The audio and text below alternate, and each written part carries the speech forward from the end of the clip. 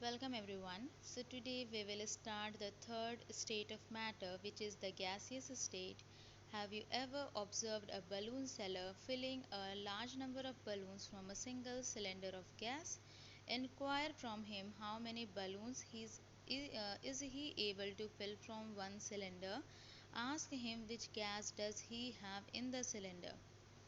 So you must have seen such type of balloons, and if you have observed the size of the cylinder which balloon seller is having, from which he is filling the balloons, then the size of the cylinder of gas is not very big. It's quite small as compared to the number of balloons he is able to fill from one such cylinder.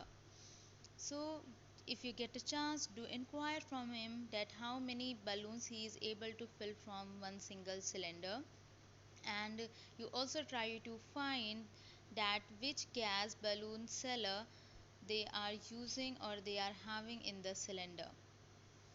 So try to find, these three questions are there, so try to find it by yourself. You will be easily able to find it.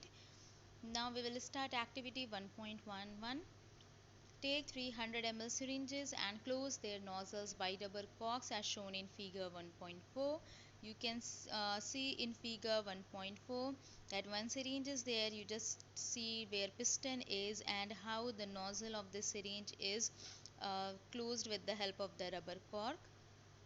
Then you have to remove the piston. Remove the pistons from all the syringes, leaving one syringe untouched. Fill water in the second and pieces of chalk in the third, or you can also take chalk powder. Insert the pistons back into the syringes. You may apply some Vaseline on the pistons before inserting them into the syringes for their smooth movement. Now try to compress the content by pushing the piston in each syringe. What do you observe? In which case was the piston easily pushed in?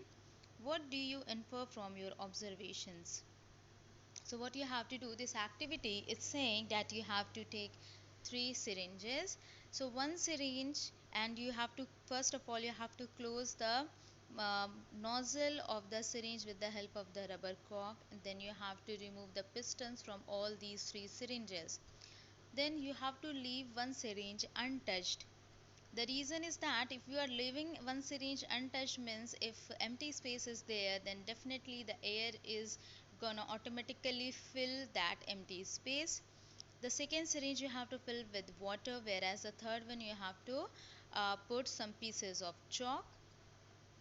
Then you have to again insert the pistons back into the syringes, and then you have to try to compress the content by pushing the piston in each syringe. So what do you observe?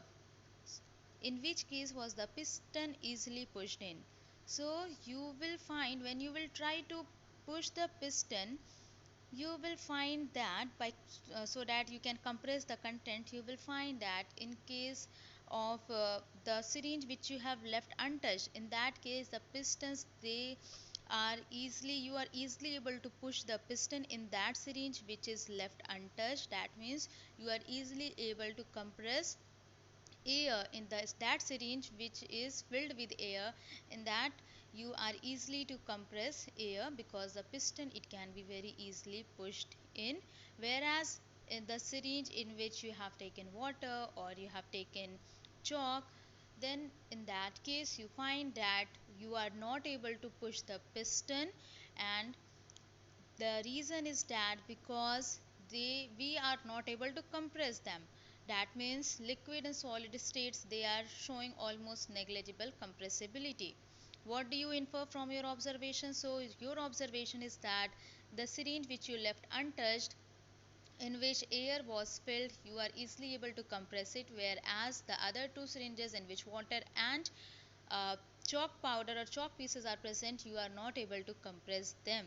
So what is the inference you can give for this observation? The inference you can give is that gaseous state, we can easily compress it.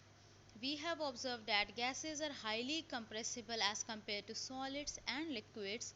The liquefied petroleum gas LPG cylinder that we get in our home for cooking, or the oxygen supplied to hospitals in cylinders, is compressed gas. Compressed natural gas is used as fuel these days in vehicles due to its high compressibility. Large volumes of a gas can be compressed into a small cylinder and transported easily.